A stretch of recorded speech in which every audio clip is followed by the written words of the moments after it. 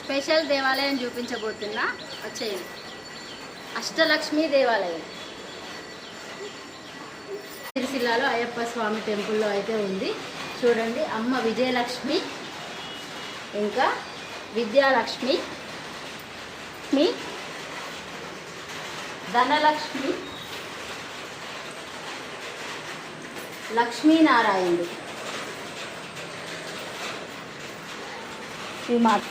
సంతాన లక్ష్మి,